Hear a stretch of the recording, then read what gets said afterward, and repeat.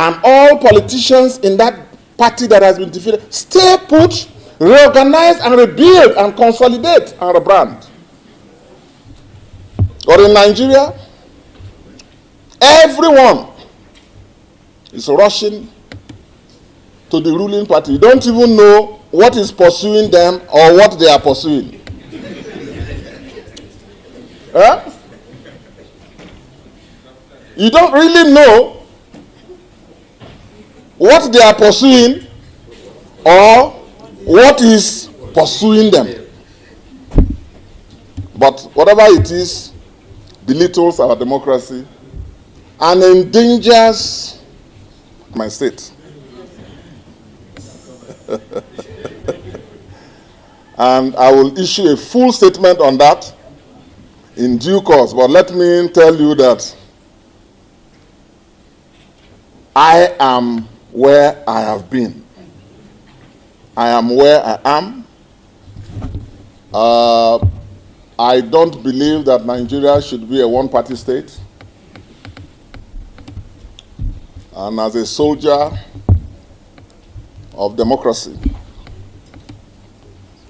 I'm used to the ups and downs of democratic practices and democratic life, and political life especially. And I'm still as constant as the Northern Star. Steadfast in the People's Democratic Party and working with my colleagues and friends to ensure that problems in the party are solved, and I hope that the governors and the leadership working committee who created this mess in our party, all of them, and who, instead of showing leadership, have created this mess and ensured that it has persisted for this long. And they are the ones now bailing out after creating the problem that they could not solve or refuse to solve. It's very sad. Very, very sad. It's making Nigeria look small and making our country's democracy look ridiculous. I was telling a body of civil society organizations that invited me to give a talk. I said, you don't need to look far to know how the Nigerian political class is committing class suicide. Look at Ghana. You see how people lost election. President Mahama now lost elections. Stayed, contested against the other party, Akufo-Addo's party, lost, stayed in his party. The political leaders of NDC in Ghana did not abandon NDC. They didn't decamp to the NPP. President Mahama waited after the 8-year tenure of Akufo-Addo, contested against Akufo-Addo's vice president, Dr. Bawumia. And to tell you the extent Ghanaian democracy has advanced, even before the final tally was counted, Dr. Bawumia, the sitting vice president of Ghana, called President Mahama and conceded defeat. No litigation, no rigging, at least in the way and manner we know it here. And President Mahama today is sitting as president of the Republic of Ghana for the second time. So in Ghana, they have established a tradition of a party losing power to the opposition, and all politicians in that party that has been defeated stay put, reorganize and rebuild and consolidate and rebrand. Or in Nigeria, everyone is rushing to the ruling party. You don't even know what is pursuing them or what they are pursuing. Huh? You don't really know what they are pursuing or what is pursuing them. But whatever it is, belittles our democracy and endangers our multi-party democracy. I believe in a multi-party Nigeria.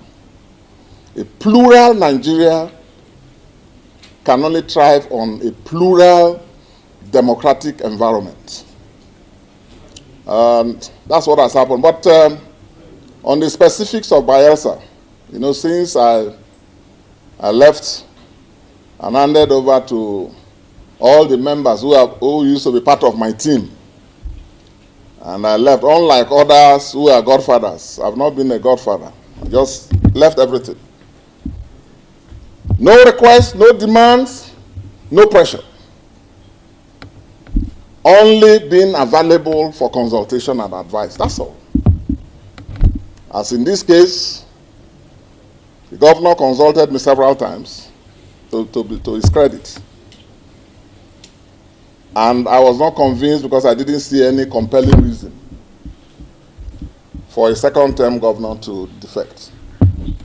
No reason. And we know the issues in the PDP, but issues are there to be solved by the governors and the leaders. Have they not been the leaders of the parties? But that's where we are. I've not made a comment on issues about myself since I left. But I'm just using this to say that I am still standing gidigba in the PDP that gave my Bayelsa people, my Jaw people, and the Niger Delta people our opportunity to run election to emerge as vice president of this country, acting president of Nigeria, and president of the Federal Republic of Nigeria, PDP. This other party cannot do that. And I'm standing there with the PDP. If we don't succeed in retrieving the PDP, in saving the PDP, then we'll be part of a collective decision, which again should not be the ruling party, because I believe there must be opposition. A democracy without opposition ceases to be democracy. It becomes dictatorship from that day. It becomes totalitarianism from that day. Position does not mean you have to be fighting. You have to be, here am I, supporting the president's nomination. By the Constitution, it is the responsibility of the president to forward a name of INEC chairman to us. And he has done that. I know there are people who say a president who is partisan should not have that power. But that is not the law as it is. That is the law as it ought to be, probably. By the existing law, it is the constitutional responsibility and prerogative of the president to forward a name. And if I find that worthy, I support. The other day, they declared an emergency in Rivers State. I came here to condemn it, and I still do so. You can't be wrong and get right. Wrong, wrong, wrong. He proposed a law on taxation reform. I supported it because I'm a federalist. I'm not in this political service for other considerations. I'm in it to advance my ideals and values that are bigger than me, that are bigger than all of us. Those are the things that move me, that have brought me to politics. So thank you very much for listening to me. If you have one or two questions, I may take them before I leave. Thank you very much.